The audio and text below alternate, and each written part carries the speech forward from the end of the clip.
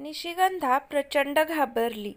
अरे बापरे, हा तर वेदांतपेक्षाही जबरदस्त दिसतो आहे मला. ती मुकाट्यानं गाडीवर बसली.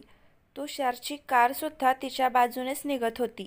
तिला प्रफुल्लच्या गाडीवर जाताना बघून नकळत त्याचं मन भरून आलं आणि मनासोबत डोळ्यांनाही धारा लागल्या. आता पुढे. तुषार तिथेच थांबला थोडा वेळ. निशिगंधा प्रफुल्लच्या गाडीवर निघून गेली पुढे. नकळत तुषारचे डोळे भरून आलेले होते. त्याने वरती आभाळाकडे पाहून मनातल्या मनात देवाशी संवाद साधला. हे परमेश्वरा, काय होतंय मला असं? जिच्यावर मी जीवापाड प्रेम केलं ती माझी सानिका मला सोडून गेली. आत्ता निशिगंधा, तिच्यावर माझं खरंच प्रेम आहे की नाही हे माझ्या मनाला अजूनही नीट उमगलेलं नाही. मात्र का असे डोळे भरून येतात माझे तिच्यासाठी? का असा विनाकारण मी तिच्याकडे आकर्षला जातो? तिच्या मनात काय आहे ते मला माहीत नाही. कदाचित तिच्या मनात मी नाहीच आहे. तरीही माझ्या मनात अशी वेडी आशा का निर्माण होते काही कळत नाही. कसंही करून माझ्या मनाला आवर घातला पाहिजे. मरताना वेदांतनं मला सांगितलं जरी असलं तरी तिला मी कसं काय सांगू? मलाच नाही, तिच्याही मोबाईलमध्ये मेसेज त्याने दिला होता. जवळजवळ बहुतेक जणांना माहीत आहे, पण तिच्या हे ध्यानीमणीही नाही. आणि का ठेवावं तिनं ध्यानी? कारण वेदांतनं तिला आयुष्यात खूप मोठा धोका दिला होता. टेन्शन, त्रास, सगळं आयुष्यच तिचं त्यानं नष्ट केलं. म्हणून ती त्याच्या सांगण्यावर का म्हणून विश्वास ठेवेल? तिचंही बरोबर आहे, कारण तिचं आयुष्य बर्बाद करण्यामागे नकळत माझेही हात आहेतच की. वेदांतबद्दल मला सगळं माहीत असूनसुद्धा मी तिला काहीच सांगितलं नव्हतं. माझा जिवलग मित्र वेदांत, त्याचा संसार बसेल, कदाचित बायको घरात आली म्हणून तो सुधारेल, ह्या हेतूनच मी काही सांगितलं नव्हतं. जे होतं ते सगळं होऊ दिलं होतं. कदाचित तेही तिच्या मनात असेल. आणि कितीही केलं तरी मी वेदांतचा मित्र. काय विश्वास ठेवणार ती माझ्यावर? ती जोही विचार करत असेल तो योग्यच असेल तिच्या मानाने. इतक्यात त्याच्या मुलींचा त्याला फोन आला. पप्पा पप्पा, कधी येत आहेत तुम्ही? किती वेळ झाला? आम्हाला भूक लागली. तुम्हाला माहीत आहे ना, आम्ही तुमच्याशिवाय जेवत नाही. तुषारने आलेले अश्रू पुसले आणि हसत आपल्या मुलींना उत्तर दिलं. हो हो माझ्या लाडक्या परींनो, हा आलोच मी धावतच. त्याच्या आईनं फोन घेतला. म्हणाल्या, अरे लवकर ये तुषार बेटा, खूप डोक्यावर बसवून ठेवलंयस तू या पोरींना. नुसताच धिंगाणा घालत आहेत. जेवत नाही, काही नाही, अभ्यास करत नाहीत. चल ये बाबा लवकर, ठेवते मी फोन. हो आई, आलोच मी, असं म्हणून तुषारनं कॉल कट केला आणि घरी जाण्यासाठी गाडी स्टार्ट केली. हे खरं ही आहे, नियतीला जे योग्य वाटतं ते नक्कीच करते. पण माणसांची खूप परीक्षा घेते मात्र. चांगली माणसं अशा परीक्षेत खूप होरपळून निघतात बिचारे. आयुष्याची परीक्षा देता देता स्वतःच्या मनाला किती वेदना होतात ते जे भोगतात त्यांनाच माहीत. आयुष्य जणू माणसासोबत उंदीर मांजराचा खेळ खेळत असतं. कधी कधी असं वाटतं, आले, जवळ आले, आपल्या यशाचं शिखर खूप जवळून दिसू लागलं. आपल्या मनाला सुकून मिळेल असे क्षण आपल्या आयुष्यात आले. ते उपभोगण्यासाठी मन अगदी आनंदित होतं. वर उंच उंच आकाशात जणू तरंगायला लागतं. मऊ सुगंधित फुलांच्या राशीवर जणू आपण लोळण घेत आहोत असं वाटायला लागतं. आणि खूप खूप तहानलेल्या मनाला आता मात्र सुखाची, प्रेमाची बरसात आपल्यावर होईल असं वाटायला लागतं. आपलं मन जणू जादूच्या परीसारखं परिराज्यात हिंडायला लागतं. सुख काय असतं ते कळायला लागतं. आयुष्य आनंदित वाटायला लागतं. पण असं होत असतानाच नियती अशी परतवार करते की पुन्हा उंच आकाशातून खाली फेकून देते. फुलांच्या राशीवर लोळणाऱ्याला हळूच कळी टोचून देते. आणि बघता बघता क्षणार्धात पत्त्यांचा महाल कोसळून निघावा त्याप्रमाणे आपलं स्वप्न कोसळून जातं. माणूस पुन्हा हवालदिल होतो, मनातून तुटून जातो. मन आक्रंदन करतं, का असं घडलं? बस, तुषारसोबत असंच घडत होतं. सुख येता येता ओसरायचं, प्रेम मिळता मिळता दूर पळायचं. असंच काहीसे विचार मनात चालू असताना त्यानं पुन्हा पुन्हा डोळे भरून येत होते. तुषार ड्रायव्हिंग करत आपल्या घरी जात होता. अगदी 4 वर्षांनी सरप्राईज मिळावं त्याप्रमाणे ऑफिसात निशिगंधाशी तुषारची भेट झाली होती. त्यानंतर ती कधीही दिसली म्हणजे त्याच्या मनात तिच्याबद्दल भावना जागृत व्हायच्या. नियतीनं भेटसुद्धा घडवून दिली त्यांची. मुलांना घेऊन बागेत असताना त्याच्या मनाला वाटलं, आपल्या आयुष्यात प्रेमच नाहीये तर आपलं मन विचलित करण्यासाठी नियती असा गेम का खेळते आपल्याशी. तिनं माझ्या परिस्थितीवर सोडावं ना, पण नाही. बहुतेक नियतीला पण माझ्या उद्विग्न झालेल्या मनाची अवस्था पाहायला मजा येते की काय, काही कळत नाही, असं मनात वाटून तो अगदीच विषण्णपणे स्वतःशीच हसला. इकडे निशिगंधा प्रफुल्लसोबत जात असताना थोड्या अंतरावर आल्यानंतर प्रफुल्लची गाडी योग्य साईडला व्यवस्थित चालत होती. मात्र त्याच्याच साईडने समोरून एक मोटरसायकल त्याच्याच दिशेनं येत होती, अगदी विरुद्ध मार्गाने. प्रफुल्लने बघितलं, त्या मोटरसायकलवर 4 टार्गट मुलं बसली होती. हुर्रे कर म्हणून काहीतरी बडबड करत होती. एकमेकांशी मस्ती मज्जा त्यांची चालू होती. बहुतेक थोडेसे नशेत होते ते, असं वाटत होतं. प्रफुल्ल घरात कितीही स्वतःचं पौरुषत्व मिरवत असला तरी बाहेर मात्र खूप घाबरत होता. त्यानं अगोदरच घाबरूनच गाडी हळू केली आणि अगदी कोपऱ्याला गाडी नेली. त्या मुलांच्या गाडीला वाट मोकळी करून दिली. पण त्या मुलांनी हटकून प्रफुल्लच्या गाडीला कट मारला. कट मारल्याबरोबर त्या मुलांची गाडी थोडी फास्ट असल्यामुळे आणि नशेत असल्यामुळे चौघेही मुलं खाली गडबडली. इकडे प्रफुल्ल आणि निशिगंधासुद्धा खाली पडले. पण नशीब सगळ्यांचंच चांगलं की लागलं कोणालाच नाही. प्रफुल्लने घाबरून पटकन गाडी उभी केली. निशिगंधाही स्वतःच उठून उभी राहिली. ती गाडीवर बसू लागली तेवढ्यात ते चौघही मुलं त्यांच्याजवळ आली आणि प्रफुल्लसोबत दांडमस्ती करू लागले. ते हसतच म्हणाले, ए तू आमच्या गाडीला कट मारला, एवढी मस्ती आली तुला, बघतोच आम्ही तुला चांगले. प्रफुल्ल घाबरला. तो म्हणाला, अहो मी नाही मारला कट, तुम्हीच विरुद्ध दिशेने आलात आणि माझ्या गाडीला कट मारला. पण तरीही मी सॉरी बोलतो तुम्हाला, लागलं कोणालाच नाही ना आपल्याला. चला जा तुम्ही पण, मी पण जातो. प्रफुल्ल त्या मुलांना घाबरून कसं तरी हसत बोलू लागला आणि पटकन गाडीवर पळ काढण्याच्या बेतात होता. हळूहळू तिथं गर्दी जमली. सगळ्यांना समजत होतं की चूक समोरून येणाऱ्या मुलांची होती, प्रफुल्लची नाही. पण नशेत असलेल्या त्या टार्गट मुलांना कोणाला बोलायची हिंमत होत नव्हती. कोण उगाच अंगावर भांडण ओढून घेईल म्हणून जो तो बघून पुढे जात होता. ते बघून त्या मुलांना चांगलाच चेव चढला. प्रफुल्ल घाबरून त्यांच्या पुढे हात जोडू लागला. ते बघून मुलांना त्याची मजा घ्यायचं ठरवलं. ते त्याला इकडून तिकडून गालावर डोक्यावर मारू लागले आणि प्रफुल्ल हात जोडून माफी मागू लागला. ते बघून मात्र निशिगंधाला खूप चीड आली. ती समोर त्या मुलांजवळ गेली आणि म्हणाली, अहो हे काय चालवलंय तुम्ही. सगळ्यांना माहीत आहे आणि तुम्हालाही माहीत आहे आमची काहीच चूक नाही. उलट दिशेने येऊन स्वतः कट मारली तुम्ही आमच्या गाडीला. अजून परत तुम्हीच यांना बोलत आहात. चला व्हा बाजूला, आम्हाला जाऊ द्या घरी.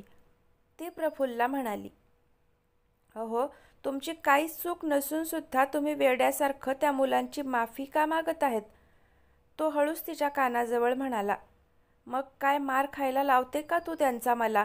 अगं ते 4 मुलं आहेत, मी एकटा आहे, मला बदडून काढतील ते.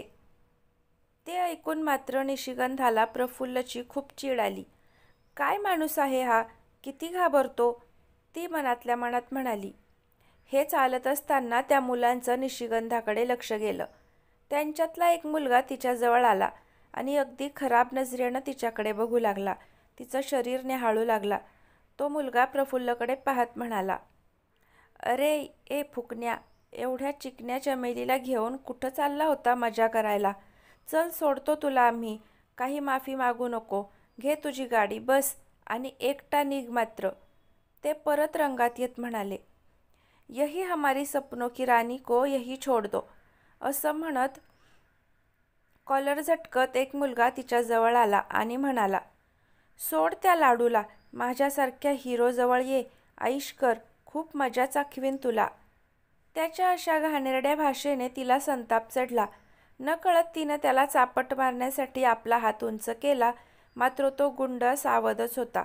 त्यानं लगेच तिचा हात पकडला. म्हणाला, कितनी तीखी मिरची है रे तू. अरे वा, किती नाजूक नरम हात आहे तुझा. खूप मजा येईल तुझ्यासोबत. सगळी मुलं खदखदा हसू लागली. ती घाबरली, प्रफुल्लच्या विनवण्या करू लागली. अहो प्लीज, मला वाचवा, काहीतरी करा ना. पण ती मुलं प्रफुल्लला घाबरवू लागली आणि तो स्वतःच प्रफुल्ल थरथर करत होता. ते बघून निशिगंधाला खूप भीती वाटली. आत्ता तिला वाचवणारं कोणीच दिसत नव्हतं. लोक सरळ निघून जात होते. तिला प्रचंड भीती वाटली. तिच्या डोळ्यात खूप भीती होती. तिला वाटलं सगळं संपलं आता. हे गुंड लोक आपल्या अब्रूवर घाला घालतील असं तिला वाटू लागलं. त्या गुंडानं तिचा हात पकडत तिच्या डोळ्यात डोळा घालून तिच्या चेहऱ्यावर आपला हात स्पर्श करण्यासाठी पुढे घेऊन जाऊ लागला. तिला पाहून तो आपल्या ओठांवर हात फिरवत त्याची लाळ टपकत होता आणि प्रफुल्ल थरथर करत घाबरत त्यांच्याकडे गंमत बघत होता. त्याच्या तोंडून साधा शब्दही फुटत नव्हता. तो फक्त तिला सोडा असं करत होता. ते बाकीचे जण त्याची मजा घेत सो करत होती, हसत होती. तो गुंडा तिच्या चेहऱ्याला स्पर्श करणार तितक्यात तिने डोळे घट्ट मिटले, मनात देवाचं नाव घेतलं आणि समजून चुकलं की संपलं आता आपलं सगळं. डोळे मिटल्या क्षणी तिच्या कानावर त्या गुंडांचे खदाखदा हसणं ऐकू येत होतं. प्रफुल्लच्या विनवण्या ऐकू येत होत्या. अहो प्लीज, सोडा तिला, जाऊ द्या आम्हाला घरी, आम्ही काहीच केलं नाही हो. ती प्रचंड घाबरत होती. डोळे घट्ट मिटलेले होते. ओठातल्या ओठात देवाचं नाव पुटपुटत होती. पण अर्धा एक मिनिट झालं तरी काहीच नाही. अगदी शांत कसं काय. आवाज पण थोडा कमी झालेला वाटला तिला. तिनं घाबरून डोळे उघडले. पाहते तर काय, तिला छेडत असणारा गुंड समोरच लोळागोळा होऊन वेदनेनं विव्हळत होता आणि तुषार त्याच्याकडे रागाने पाहत होता. तुषारला एकदमच आलेलं पाहून ती थक्क झाली. तिची खाली पडलेली ओढणी उचलून तुषारनं तिच्याकडे न बघता तिला दिली. ती आपल्या अंगावर ओढणी घेऊन एका कोपऱ्याला घाबरून उभी राहिली. जेव्हा तुषार गाडी घेऊन घरी निघालेला होता त्याच मार्गानं त्याला थोडीशी गर्दी झालेली दिसली आणि त्याच्या नजरेसमोर निशिगंधा दिसली. एक गुंड तिला छेडताना त्यानं पाहिलं. ते बघून त्याच्या मनात कुठलाच विचार करायला त्याला वेळ मिळाला नाही. ते बघून त्याला संताप आला आणि नकळत तो गाडीतून खाली उतरला होता आणि तिला स्पर्श करण्या अगोदरच त्या गुंड मुलाच्या अगदी कमरेखालच्या भागावर गुप्तांगावर त्यानं हलकीशी लाथ दिली. नाजूक जागेवर लाथ बसल्यामुळं तो मुलगा वेदनेनं विव्हळला आणि त्याची पॅन्ट पण ओली झाली. तो खाली गडबडला. थोडा वेळ त्या बाकीचे तिन्ही गुंड गंमत बघू लागले, कारण त्यांना हे अपेक्षितच नव्हतं. नंतर थोडं लक्षात येताच ते तिघेही जण तुषारवर तुटून पडले. कितीही केलं तरी तुषार एकटाच आणि ते आडदांड 3 मुलं. आता मात्र दोन्ही मुलांनी त्याला दोन्ही बाजूकडून पकडून धरलं आणि एक मुलगा त्याला जोरजोरानं पोटात बुक्के टाकत होता, लाथा मारत होता. तो खाली पडलेला गुंड थोडा सावध झाला होता. तो रागानं म्हणाला, मारा साल्याला, सोडू नका आणि ती चिकनी चमेलीला सुद्धा पकडा. तिचाच आशिक दिसतो हा. तिच्यामुळे मला त्यानं मारलं. सोडणार नाही तिला. तुषारने हे शब्द ऐकताच त्याला कळून गेलं की मीच मार खातो आहे, म्हणून जर निशिगंधाला त्यांनी पकडलं तर मी काहीच करू शकणार नाही. कदाचित हे 4 मुलं मला बधणार नाहीत. तुषारला मार खाताना बघून निशिगंधाला खूप वाईट वाटू लागलं. आपल्यामुळेच तो मार खातो आहे म्हणून ती प्रफुल्ला म्हणाली, अहो प्लीज त्यांची मदत करा ना. प्रफुल्ल म्हणाला, नको रे बाबा, ती मुलं किती दांड आहेत बघितलंस ना, किती मारत आहेत ते लोक. तुझे सर आहेत की कोण त्यांना. मी माझ्या आईचा एकुलता एक मुलगा आहे. अजून माझं लग्न वगैरे सगळं राहिलं आहे. मला मरायचं नाही त्यांच्या हाताखाली. माझं पण भरीत करतील ते. तुषारला कळून गेलं की प्रफुल्लही मदत करत नाही आणि ते मुलंही त्याची पाठ सोडत नव्हते, मारायचं थांबत नव्हते. ते निशिगंधाकडे जायला बघत होते. म्हणून कसं तरी मोठ्या मुश्किलीनं त्यानं प्रफुल्लला ओरडून सांगितलं, अरे मूर्ख माणसा, तुला मरायची भीती वाटते तर निदान त्यांना घेऊन तरी पळ लवकर. हे मात्र प्रफुल्लने पटकन ऐकलं. तो गाडीवर बसला आणि निशिगंधाला सांगितलं, अगं बस बस लवकर, आपण पळून जाऊ पटकन. मात्र तुषार आपल्यामुळे मार खातो आहे हे निशिगंधाच्या मनाला पटत नव्हतं. ती प्रफुल्लला विनंती करू लागली, अहो वाचवा ना त्यांना, जा ना त्यांच्या मदतीला. त्यांचा काहीच दोष नाही. आपल्या दोघांमुळे ते मार खात आहेत. आपल्याला वाचवायला आलेत म्हणूनच ते संकटात सापडले. तिकडून तुषार म्हणाला, अरे जा लवकर पळा, माझी काळजी करू नका. प्रफुल्ल म्हणाला, अगं बस लवकर, तेच सांगत आहेत त्यांच्याच तोंडाने, बस लवकर. निशिगंधाची इच्छा होत नसून सुद्धा प्रफुल्लने तिला बळजबरी हाताला पकडून गाडीवर बसायला भाग पाडलं आणि त्यानं सुसाट वेगानं गाडी सोडली. निशिगंधा मागे फिरून फिरून बघत होती. तुषारनं तिला सुखानं जाताना पाहून सुटकेचा श्वास सोडला. तो स्वतः मार खात होता त्याची चिंता त्याला नव्हती. तुषारच्याच ऑफिसमधल्या कर्मचाऱ्यांनी कोणीतरी पोलिसांना कॉल केलेला असल्यामुळे तिथे लगेच पोलीस हजर झाले आणि त्या गुंडांना पकडून घेऊन गेले. तोपर्यंत मात्र तुषारला त्यांनी खूप मारलं होतं. डोक्यावर लाकूड मारल्यामुळं त्याच्या डोक्यातून रक्त वाहत होतं. तुषार तिथेच बेशुद्ध पडला होता. स्थानिक लोकांनी त्याला पटकन शहरातल्या ॲक्सिडेंट हॉस्पिटलमध्ये दाखल केलं. इकडे ते दोघेही घरी आले. निशिगंधाचं सगळं चित्त मात्र तुषारकडे लागलं होतं. ती विचारात पडली होती, काय झालं असेल, तुषार ठीक असतील का, आपल्यामुळं किती मार खावा लागला त्यांना. तिच्या डोळ्यासमोर येऊ लागलं तो गुंड तिला किती त्रास देत होता आणि तुषारने येऊन तिला वाचवलं. आणि इकडे उलट प्रफुल्ल त्या गुंडांना घाबरून पळून आला होता. एवढंच काय, तो गुंड मुलगा तिला छेडत होता तरीही तो फक्त गंमतच बघत होता. स्वतः घाबरत होता, मात्र निशिगंधाला वाचवत नव्हता. तिला आत्ता तर प्रफुल्लची चक्क चीड येऊ लागली होती. संताप येऊ लागला त्याच्याबद्दल. त्याच्या वागणुकीमुळे ती खूप दुखावली होती.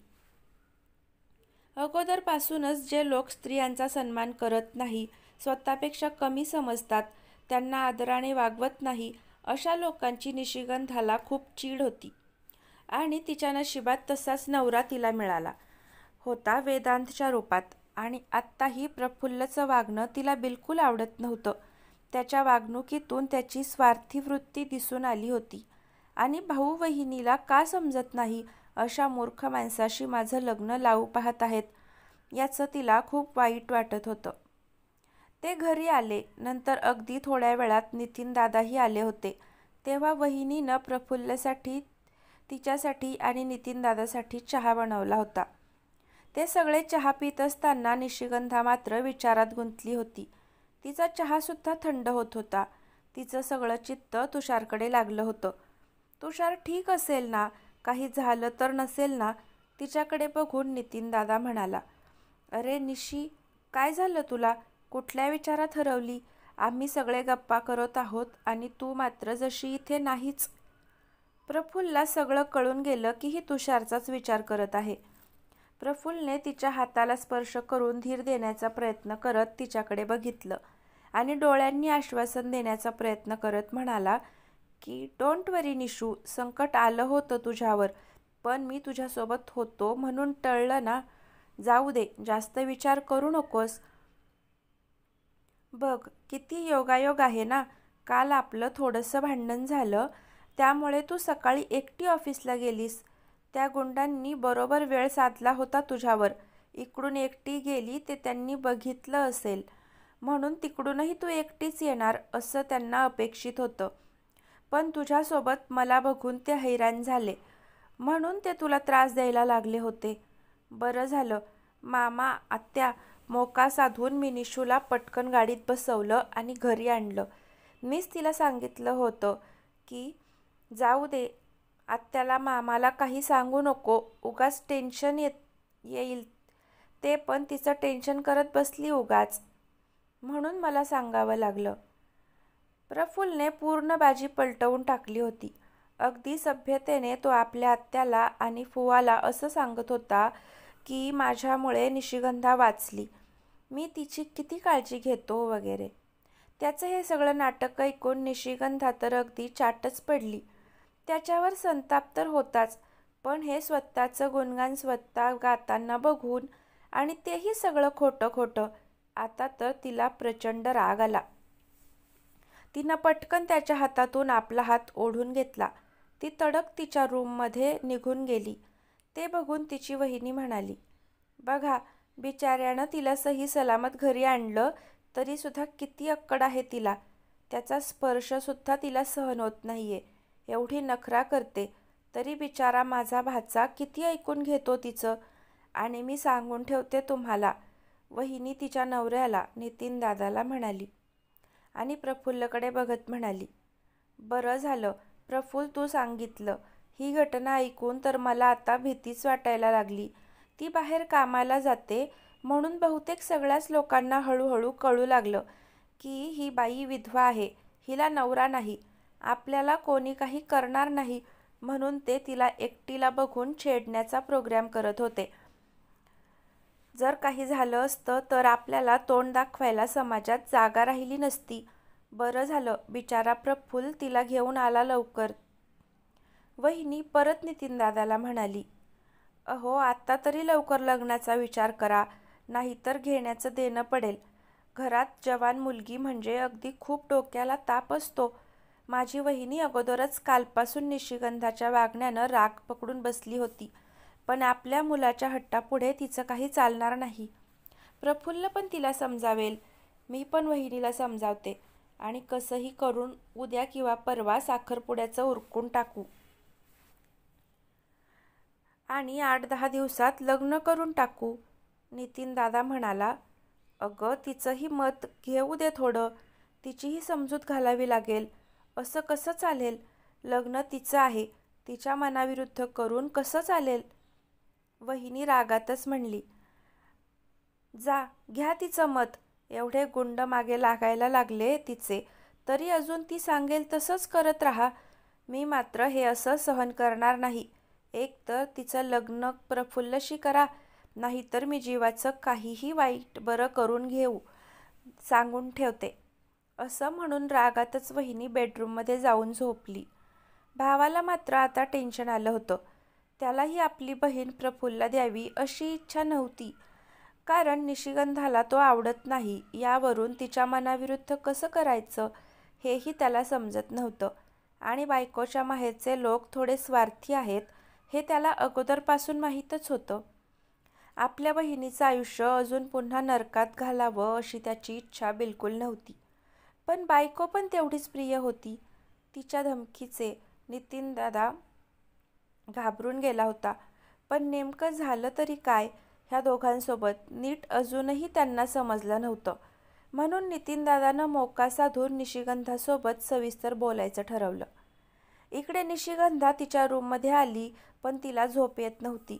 तुषारचा चेहरा तिच्या डोळ्यासमोरून हटत नव्हता. आपण संकटात आहोत हे बघून तुषारनं स्वतःच्या जीवाची पर्वा न करता मध्ये पडला आणि स्वतः गुंडांशी 2 हात करून आपल्याला सही सलामत प्रफुल्लसोबत घरी पाठवलं. ते गुंड आपल्यासमोर त्याला मारत होते. काय झालं असेल? हे बरे नव्हे.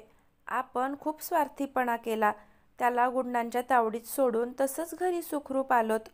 काय झालं असेल तुषारचं? काहीच कळत नाही. तिनं घाबरून पहिल्यांदाच तुषारच्या मोबाईल नंबरवर व्हॉट्सॲपवर मेसेज टाकून बघितला, पण व्हॉट्सॲप जवळजवळ बंदच होतं 4-5 तासापासून. तिनं मन पक्क करून तुषारचा नंबर डायल केला, पण तिकडून फोन कोणीच उचलला नाही. आता तिला खूप चिंता वाटायला लागली. तिनं मनाशी ठरवलं, काहीही करून तुषारला बघायला जायचं सकाळी. अगोदरच आपण खूप स्वार्थी झालो आहोत. स्वतः तिथून पळून आलोत, त्याची खबरबातसुद्धा घेतली नाही. सकाळी रविवारच होता. रात्रभर तुषारच्या टेन्शननं निशिगंधाला झोप आली नाही. सध्या वहिनी स्वतःचं शरीर मेंटेन ठेवण्यासाठी वॉकिंगला जाऊ लागली होती. आज पण ती सकाळीच गेलेली होती. प्रफुल्ल तर रात्रीच त्याच्या आईकडे निघून गेला होता. निशिगंधा उठून किचनमध्ये नाश्ता चहा वगैरे करत होती. कामं आवरत होती पटापट. नितीन दादानं घरात कोणी नाही हे बघून निशिगंधाला सांगितलं, निशी इकडे ये, काम राहू दे थोडा वेळ, माझ्याजवळ बस, गप्पा कर. निशिगंधा भावाजवळ बसली. नितीन दादानं तिला विचारलं, काय झालं हे मला काहीच माहीत नाही, स्पष्ट सांग सगळं काही. निशिगंधानं घाबरतच सगळं सांगितलं की वेदांचा जो मित्र आहे तुषार, तो 4 वर्षांनी परत आला आहे आणि माझा बॉस म्हणून त्याच्या हाताखाली मी काम करते. नितीन दादा तुषारला ओळखतच होता आणि त्यांच्या नजरेत तो एक चांगला माणूस होता. नितीन दादा म्हणाला, हो का, म्हणजे एवढ्या दिवसांनी परत आला. निशिगंधा म्हणाली, हो. त्यानंतर तिच्यासोबत जी घटना घडली ती निशिगंधानं आपल्या दादाला सांगितलं.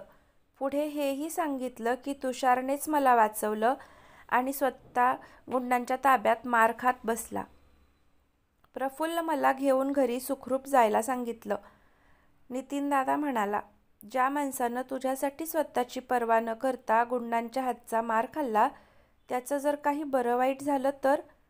याची पर्वा नाही केली हे खूप वाईट झालं. आपण तुषारला भेटायला जाऊ. एवढेही आपण मतलबी होऊ नये असं मला तरी वाटतं. चल तू लवकर तयारी कर. असंही आज मलाही आणि तुलाही सुट्टी आहे. नितीन दादाने तुषारचा नंबर घेऊन कॉल केला. कॉल त्याच्या आईनं उचलला. तुषार दादाबद्दल विचारलं असता त्यांनी सांगितलं की अहो त्याचा अपघात झाला आहे, डोक्याला मार लागला, संध्याकाळीच हॉस्पिटलमधून उपचार करून आम्ही घरी आणलं आहे. नितीन दादांनी पटकन फोन ठेवला आणि बायको घरी येण्याअगोदर सार्थकला आणि प्रसादला घरीच ठेवलं आणि दोघे भाऊ बहीण बाईकने निघाले. तुषारच्या घरी गेल्यानंतर तो त्यांच्या बेडरूममध्येच होता. तिनं बघितलं त्याच्या डोक्याला बरंच लागलेलं होतं. निशिगंधाला आलेलं बघून तुषारच्या मनात चलबिचल सुरू झाली. मनात थोडीशी खुशी वाटली, मात्र बाहेर त्यानं तसं दिसू दिलं नाही. नितीन दादा त्याला हात जोडून सांगू लागले की तुमचे मानावे तेवढे आभार कमी आहेत. माझ्या बहिणीमुळे तुमच्यावर हे संकट कोसळलं. इतक्यात चहा वगैरे घेऊन तुषारची आई येत होती. तुषारने ओठावर बोट ठेवून नितीन दादाला सांगितलं की प्लीज काही बोलू नका. मी आईला याबद्दल काहीच सांगितलं नाही. माझ्या गाडीला थोडा ॲक्सिडेंट झाला हेच सांगितलं. नितीन दादाचं वाक्य अर्धवटच राहिलं. ते शांत बसले. तुषारने त्यांची ओळख आईशी करून दिली. आई ही निशिगंधा आणि हे त्यांचे भाऊ नितीन दादा. निशिगंधाला पाहून तुषारची आई बघतच राहिली. एका मुलाची आई असून सुद्धा ती खूप सुंदर दिसत होती.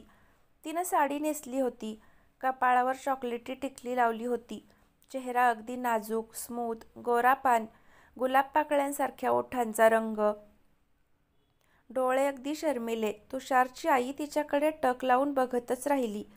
तिचं अगदी साधं सोज्वळ रूप तिला खूपच भावलं होतं. तुषारची आई तिच्याबद्दल जास्त चौकशी करू लागली.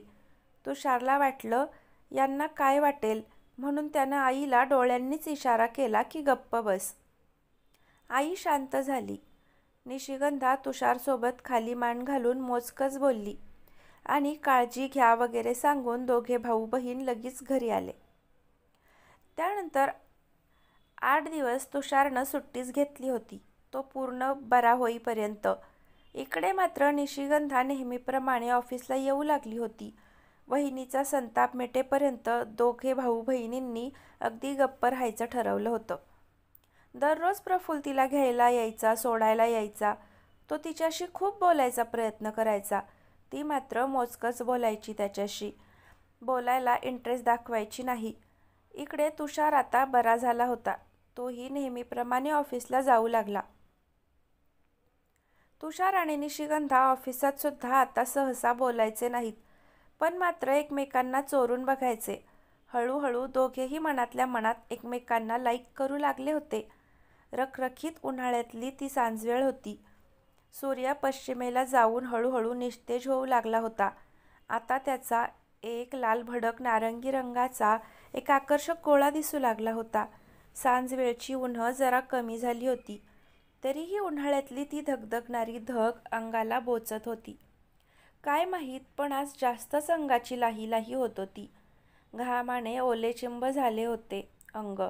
अशातच संध्याकाळी ऑफिस सुटल्यावर येणारा तुषार सरळ बाल्कनीतच खुर्ची पाडून बसला होता. यावेळी थोडीशी थंड हवा अंगाला लागायची. गार वारं सुटायचं. फक्त तेवढ्यासाठी तुषार यावेळेस गॅलरीत बसायचा. फक्त गार वारं घेण्यासाठी तो बसायचा असं आहे का? बिलकुल नाही. आज 4 वर्ष झाली होती सानिकाला जाऊन. मात्र ती या जगातून जरी गेली तरी तुषारच्या मनातून ती मात्र जायचं नाव घेत नव्हती. या कातर वेळी तिचा विरह त्याला जास्तच सतवायचा. मन कातर व्हायचं, डोळ्यांना धारा लागायच्या. त्यावेळी तो इथं येऊन बसायचा.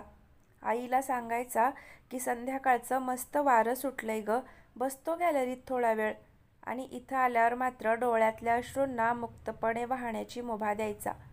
असाच रोज सारखा बसला असता. आजची संध्याकाळ लवकरच अंधारून आली की काय असं वाटायला लागलं. थोड्या वेळापूर्वी एवढं गरम होत होतं, पण अचानक थंड वारं सुटू लागलं. बघता बघता अचानक ढग दाटून आले. आभाळ पूर्ण काळवंडलं. काळे ढग जणू सैरावैरा बेभान झालेल्या हत्तींसारखे इकडे तिकडे पळू लागले. मध्येच धडाडधूम आवाज करू लागले. अचानक सांजवेळी आभाळ दाटून आल्यामुळं अंधार झाल्यासारखं वाटलं. आणि त्याच वेळी तुषारच्या मनातलं आभाळ सुद्धा सानिकाच्या आठवणीनं दाटून आलेलं होतं. भराभर डोळ्यातून अश्रू झिरपू लागले होते. आणि इकडे सुद्धा सांजवेळी भरून आलेलं आभाळ हळूहळू एक एक थेंब टपकू लागलं. आणि बघता बघता जलधारा सुरू झाल्या. आभाळ फुटल्यावानी पाऊस पडू लागला.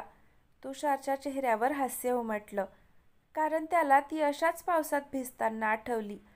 आत्ताही तो पावसाकडे टक लावून बघू लागला. आणि ती जणू पावसात मुक्तपणे भिजत होती आणि त्याला हातवारे करून बोलवत होती. त्याला कधीही न आवडणाऱ्या पावसात तो हळूहळू पुढे सरकू लागला.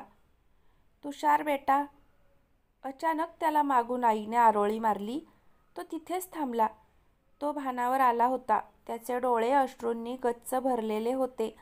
मात्र त्याला आईला दिसू द्यायचं नव्हतं.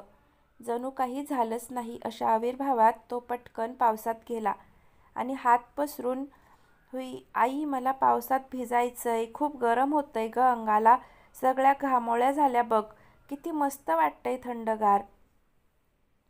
हे फक्त आईसाठी होतं. मात्र सांजवेळचं आभाळ जसं मुक्तपणे झिरपत होतं, नेमका त्याचाच आधार घेऊन आपल्या मनातल्या दाटलेल्या आभाळालाही अश्रूंच्या धारा बनवून जलधारात मिसळून टाकलं. आई समोर बघतच होती. त्याला वाटलं आईला थोडंच कळतंय. माझ्या चेहऱ्यावर माझ्या डोळ्यातले अश्रू आहेत की आभाळातल्या जलधारा. बिचारी, कितीही केलं तरी आई होती ती. तिला सगळं कळत होतं. ती मनातल्या मनात दुःखी होत म्हणाली, बेटा, हे सांजवेळी दाटलेलं आभाळ थोड्या वेळात पूर्ण झिरपून मोकळं होईल. पण तुझ्या मनातल्या दाटलेल्या आभाळाचं काय? ती त्याला तसंच सोडून घरात निघून गेली. मनात हे ठरवून की जलधारांमध्ये वाहू दे तुझ्या अश्रूंना मोकळेपणे, निदान मन तरी हलकं होईल थोडं. पण मात्र आईनं आता ठरवलं की कसंही करून निशिगंधाशी संपर्क करायचा, तिच्या भावाशी संपर्क करायचा आणि तुषारचं लग्न करायचा बेत करायचा. कारण नवीन बायको घरात आली म्हणजे त्याला हळूहळू त्याच्या बायकोची आठवण पडेल. त्याचं आयुष्य आनंदी होईल. फक्त एवढ्याच हेतूनं आईनं त्याचं लग्न करायचं ठरवलं. मात्र तुषारच्या आईला निशिगंधाबद्दल पूर्ण माहिती नव्हती. तिला एक मुलगाही आहे 4 वर्षांचा, ते तिला माहीत नव्हतं.